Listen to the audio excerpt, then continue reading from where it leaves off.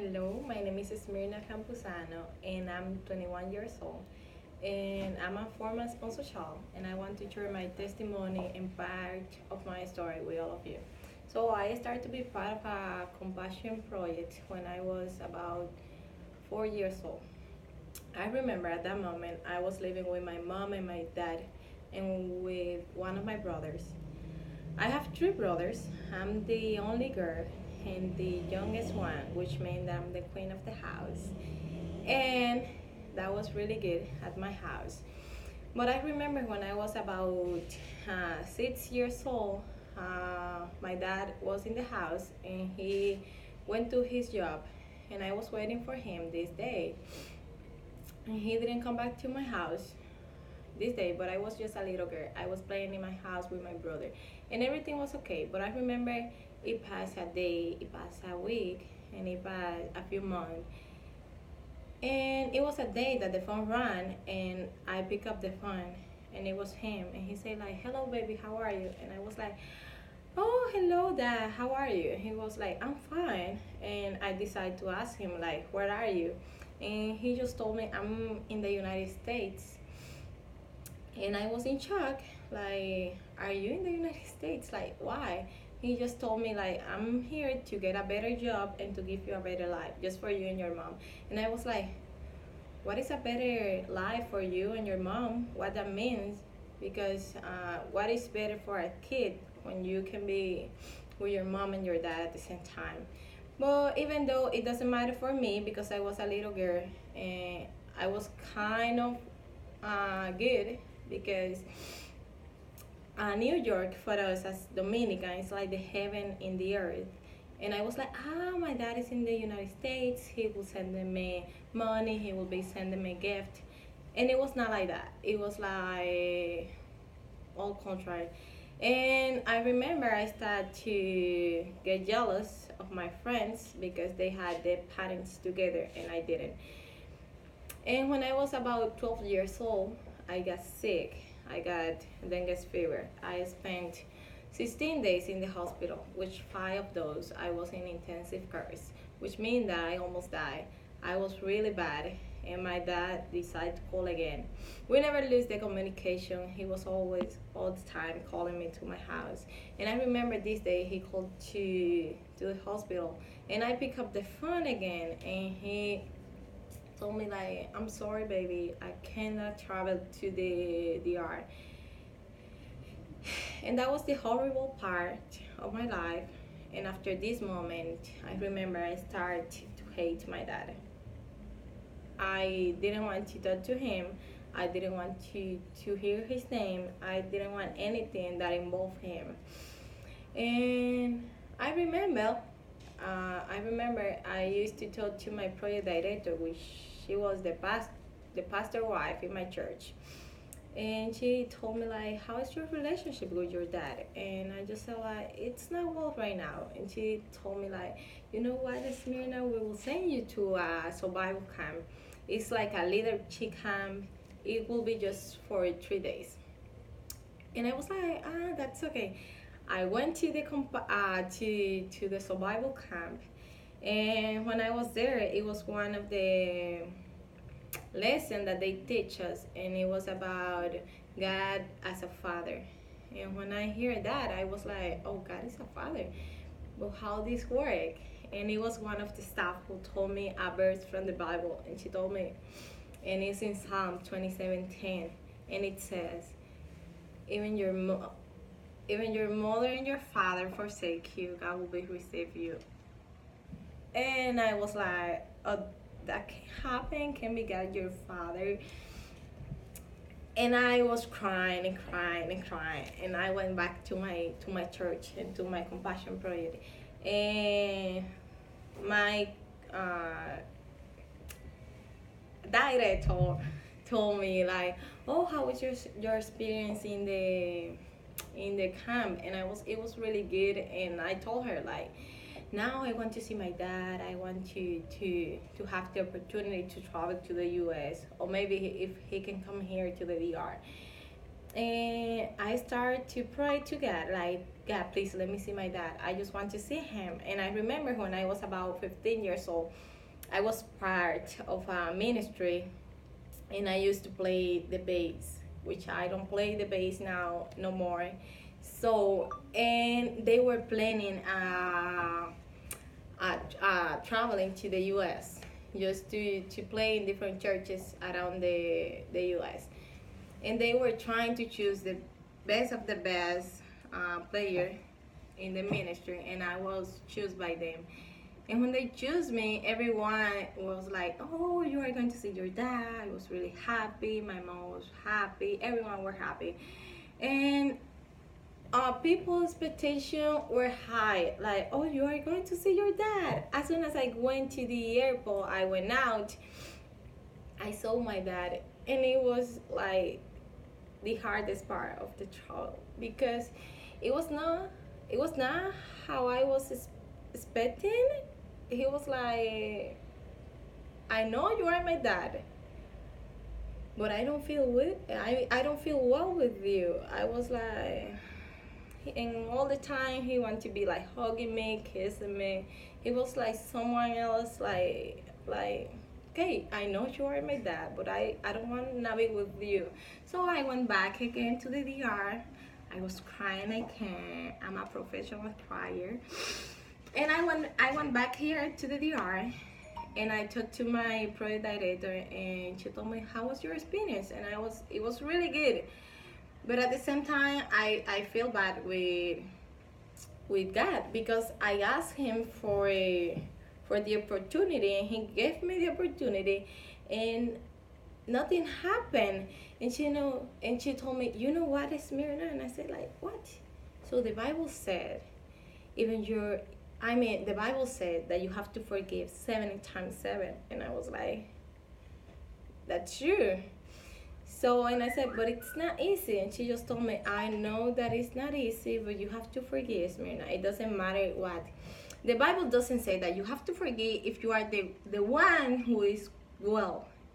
You have to forgive. You just have to forgive. You don't forgive if you are the one who is grown, if you are the one who has the fault. You just have to forgive. And that's true. I changed my prayer, and I start asking God, like, God, please give me the power to forgive my dad. He's the one who is grown, but it doesn't matter. Just give me the power to forgive him. And I ask again God to give me the strength to forgive my dad. And I remember in 2015, I have the opportunity again to travel to the US. I went to the US. I talked to my dad, and I talked to him like openly. And I told him like what was happening, and I just asked him for his forgiveness, and he forgave me. So, and after this, I came back here to the DR, and our relationship is much better. I mean, our kind of fighting now is that he want me to be there, and I want him to be here. So that was the part of my relationship with my dad. So the other thing that I have to share with you is my relationship with my sponsor. I got my sponsor when I was about 6 years old or 8 years old. They are a couple, and I remember the first letter that I received from them was like, we're really happy, sorry, to be your sponsor. And I was, oh, that's good. And then I remember that the kind of a sponsor that they don't send a lot of letters. So, and for us as sponsor kids, we love letters. I mean, we love it more than money. I mean, that's for me. It's not for everyone, but for me, I love letters. And they are not the kind of a sponsor that they love to write. And I remember the secretary in the Compassion Project, she used to go classroom by classroom, like, Esmina, I have your letter, and Levi, I have your letter. And she started mentioning them.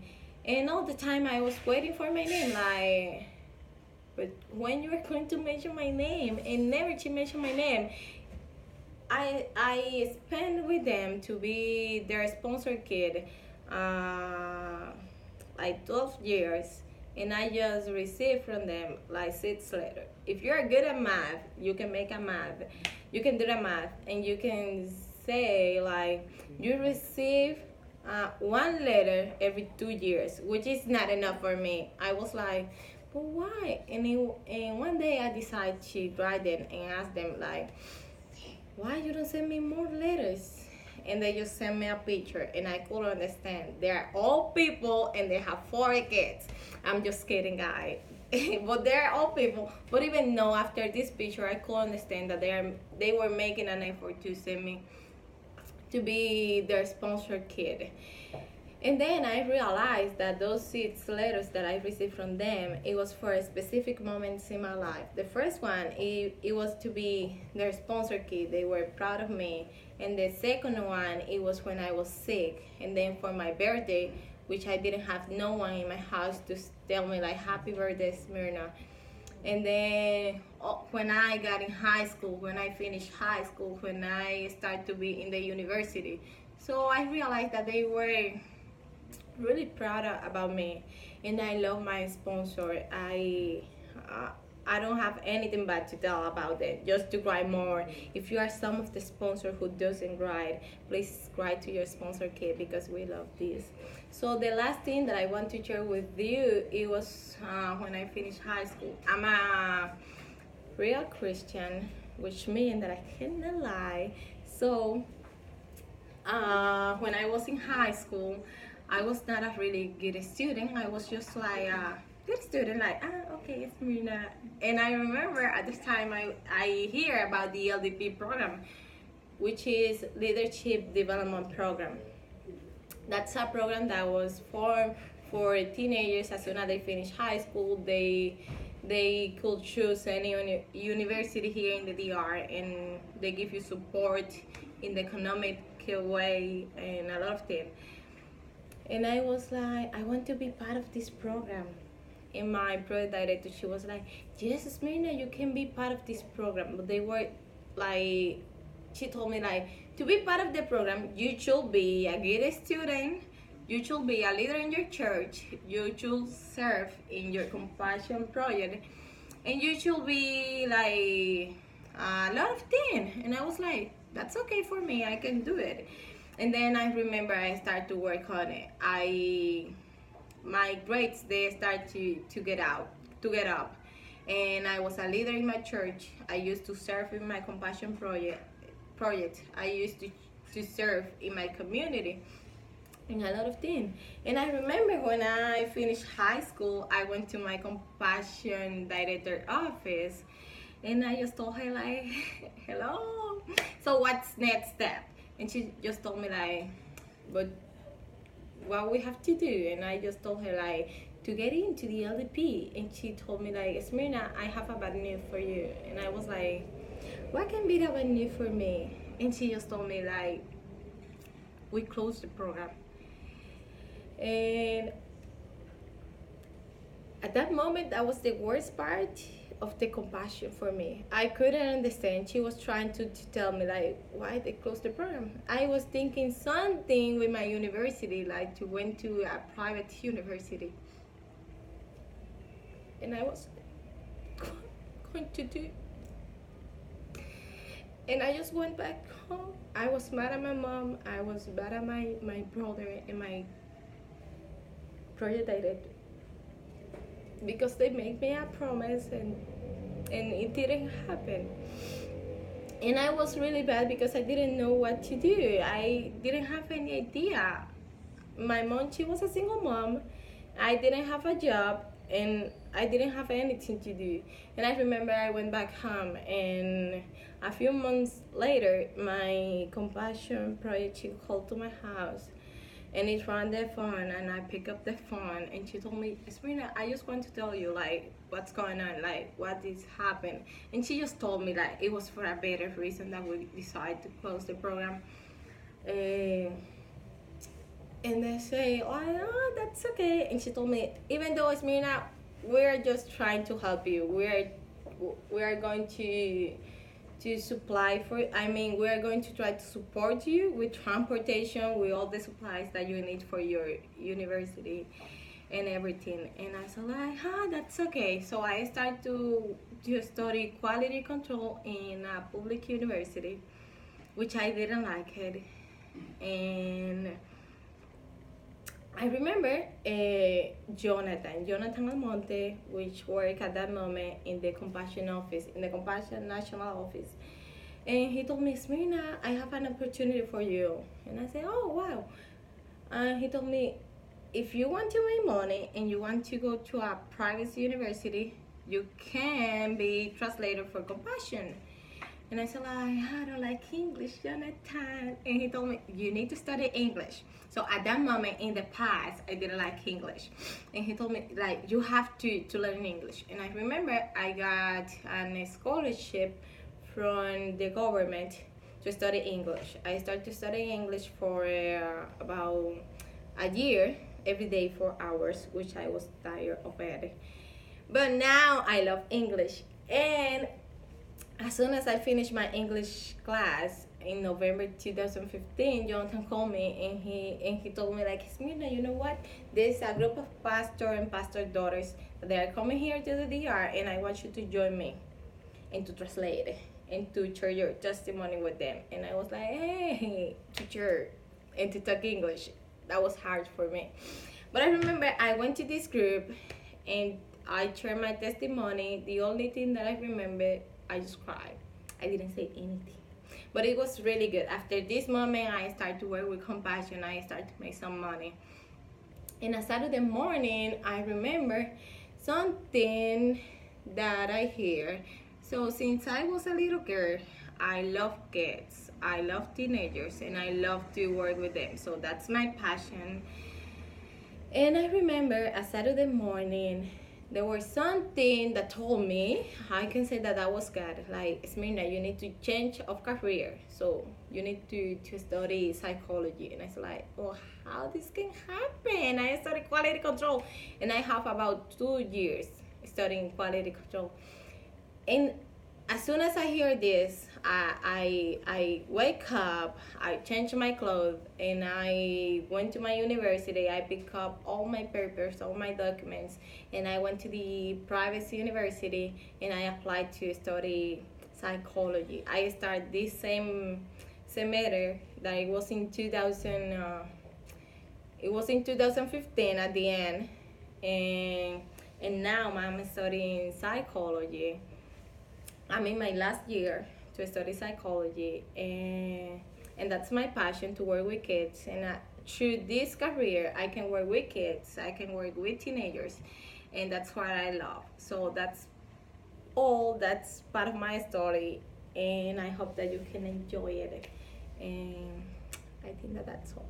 Thank you for here, and God bless you.